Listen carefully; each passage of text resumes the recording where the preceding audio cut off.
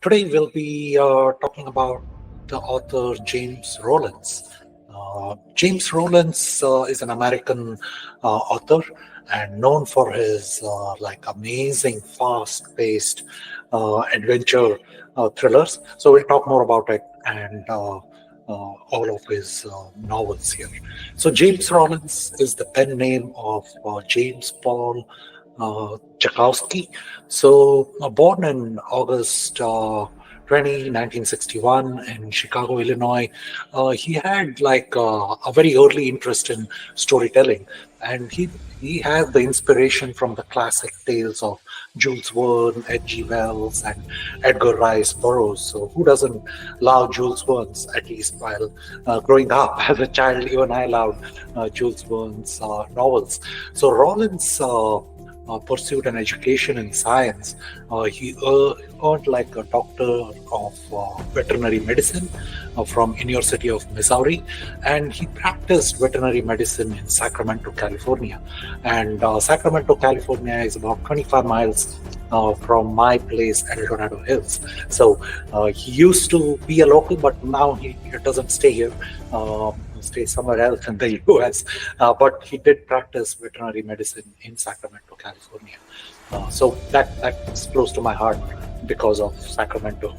So in most of his novels, he is known for incorporating all the elements of medicine, which comes from his veterinary background, right? And technology and biology, all of these are kind of interwoven into his novels. So he blends the concept very nicely, and they are always mixed with adventure and mystery and basically all of these include exotic locales as well when you're reading. So Rollins created a fictional division of U.S. Department of Defense, DARPA unit, and it's composed of scientists and special forces operatives. And these characters, part of what's called as the Sigma Force team, they embark on missions across the globe. And of course, it is to protect the world from various threats, often involving mysteries which are historical and also often revolving around some of the cutting edge science, and the ancient artifacts are also involved. And that's where the exotic locales come into the picture. And they have like meticulous scientific research that have been done.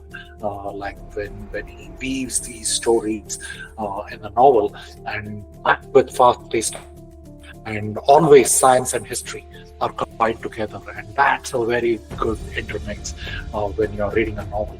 And these novels are essentially very challenging, and I like mentally and intellectually challenging novels, and certainly James Rollins can deliver that. And his Sigma Force series, which is a lot of novels, we'll talk about a few of those novels today, it shows up in that. And Rollins has also written like Indiana Jones and The Kingdom of the Crystal Skull. Everybody probably has seen the Stephen Spielberg movie, which involves Indiana Jones. And usually the novels get converted into movies, right? And we have talked about that on this channel. But this is where there is another concept called as movie novelization. So he has done a novel based on the movie, and there are a lot of movie novelizations out there, and many authors are involved in writing it. He sort of has done a very good job at this, I would say. When I read it, it personally appealed to me.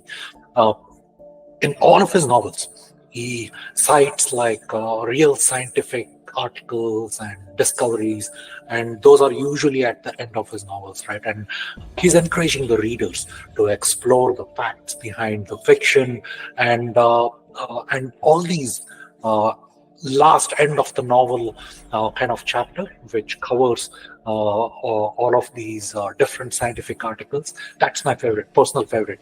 Actually, that's what makes him, in my mind, a standout author of adventure and involving scientific theories, or revolving around scientific theories.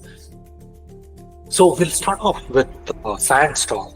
So Sandstorm was the first of the James Rollins Sigma Force novel, and that got started into a very nice ecosystem around Sigma Force itself, and amazing read. So the novel itself begins with the mysterious explosion at the British Museum in London, and that sort of leads to the discovery of an ancient artifact, which is connected to the lost city of Ubar.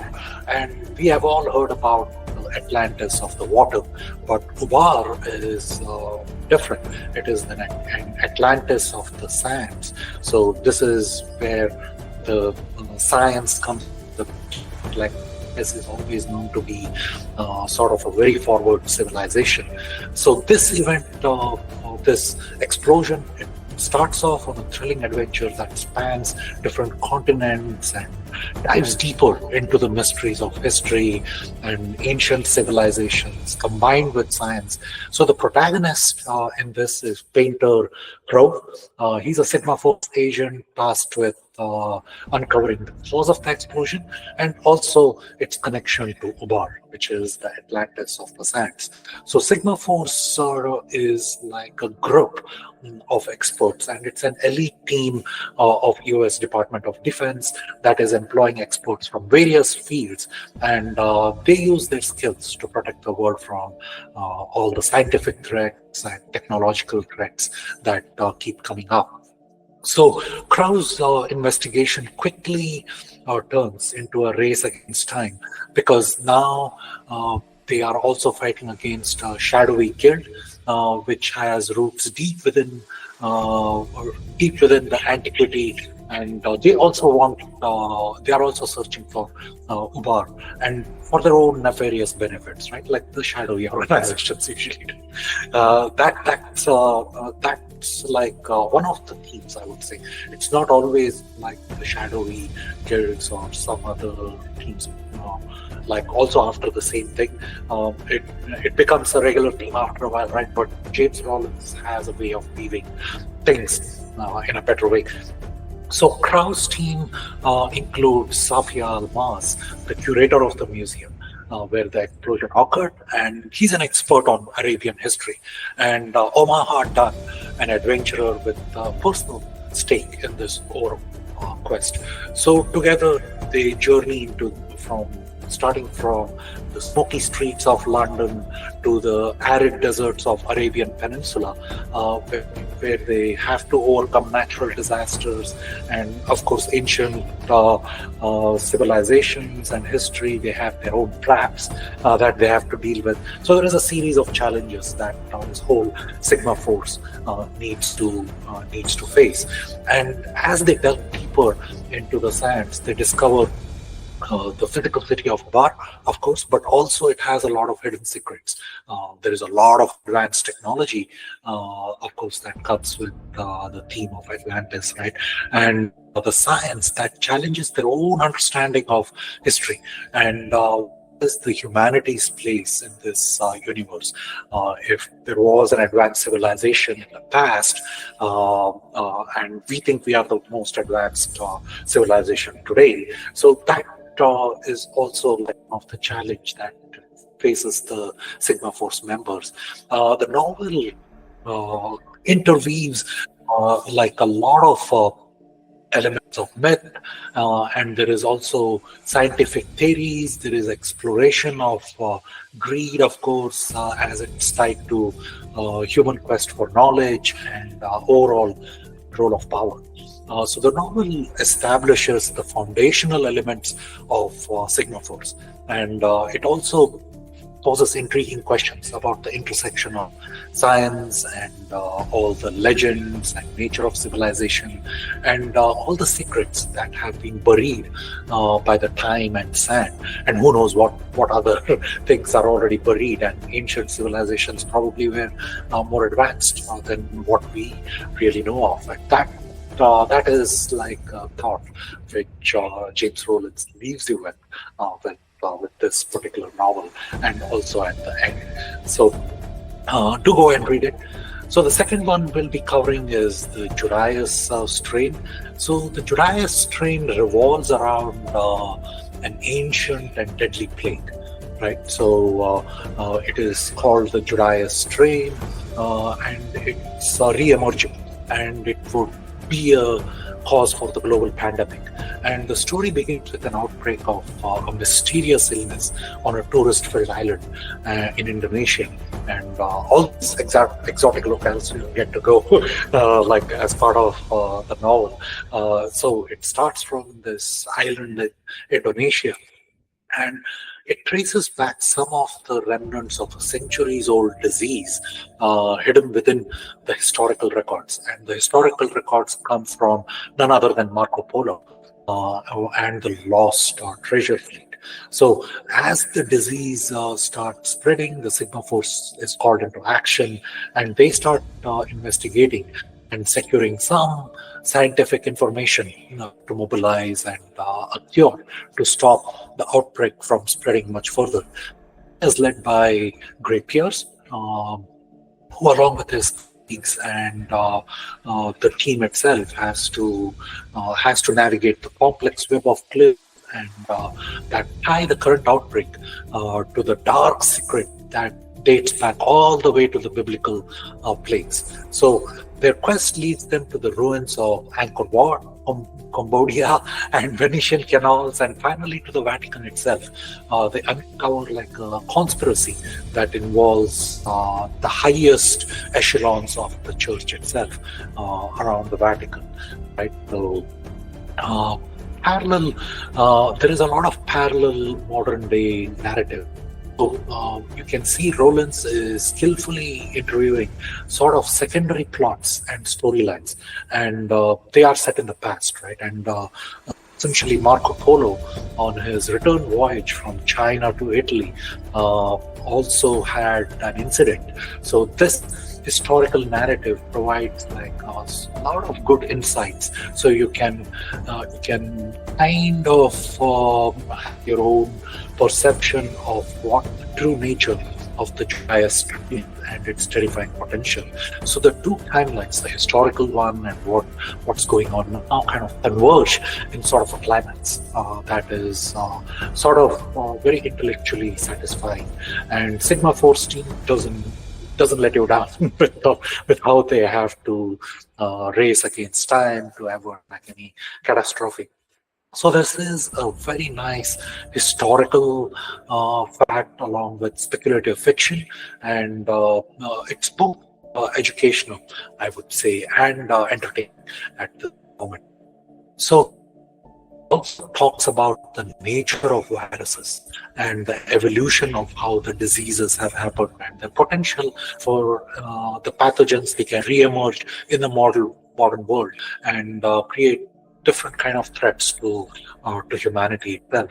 So beyond the historical intrigue and the scientific theories that are uncovered as part of this novel as it progresses, it also goes to like the deep into the various characters and the moral complexities that these characters are also dealing with.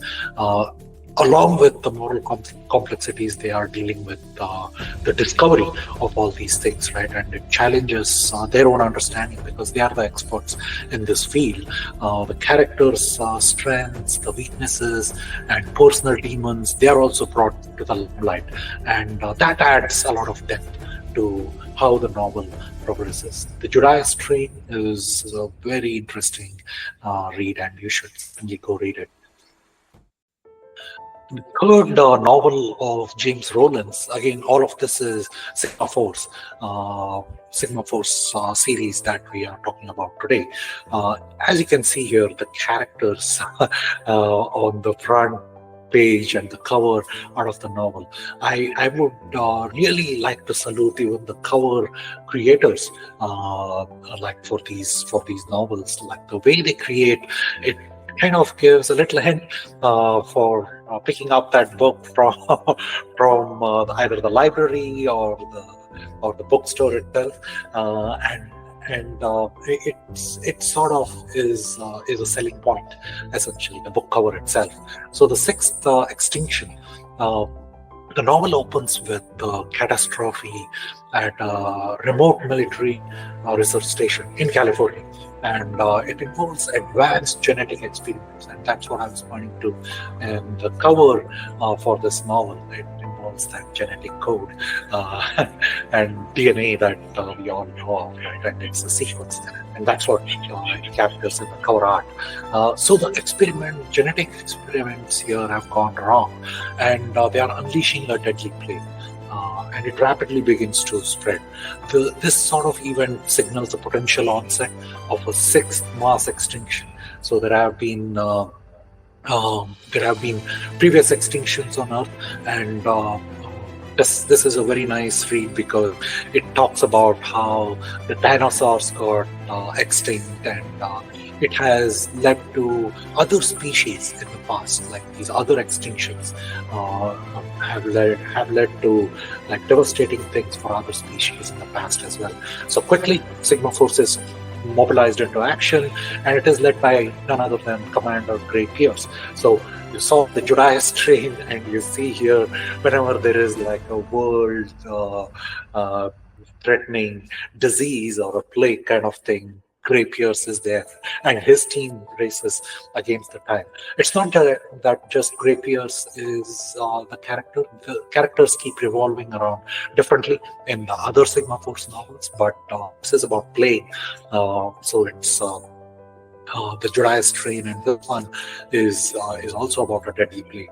So it involves Gray Pierce because he's the expert on that, and this takes them from the volcanic ranges of Iceland to the lush rainforests of the Amazon. So you see that stark contrast, ice versus the lush green rainforests. So it's uncovering a conspiracy that really revolves and goes back to multiple centuries, and there is something involved with the manipulation of the very building blocks of life, which is where the genetic code comes in. So as the Sigma Force tries to delve deeper into this mystery, there is an airplane. Just or again, this may capture that airplane's noise as well. So the Sigma Force discovers experiments of research at this research station.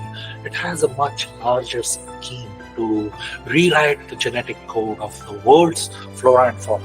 Right? They are planning to create new species that essentially, instead of helping, is leading to the eradication of humanity itself.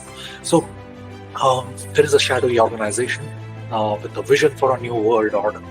And they are trying to harness the power of genetics for their own ends and their own benefits. So it explores the theme of survival, the overall ethics that are involved in the scientific research, and our natural world has a very fine balance. It is very fragile,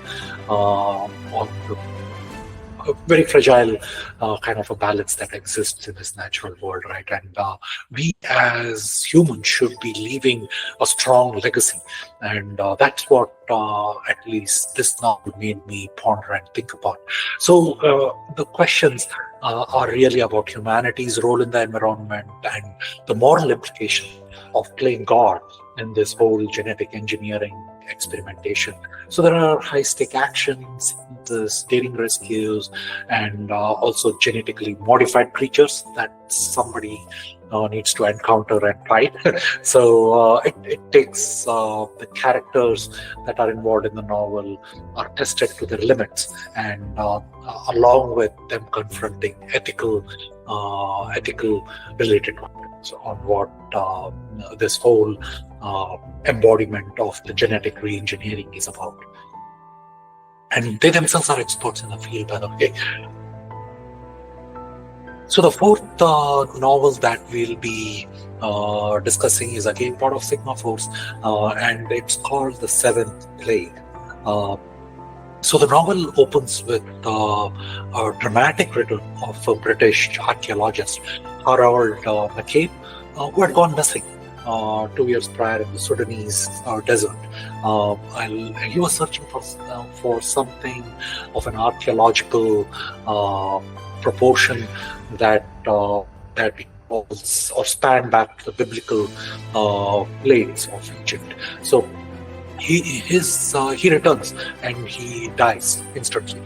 Mysteriously dies shortly after his return, after 2 years, and there is a deadly plague again that threatens to replicate which is very huge, sort of to replicate the biblical seventh plague, right? Like the hail of fire and a global pandemic.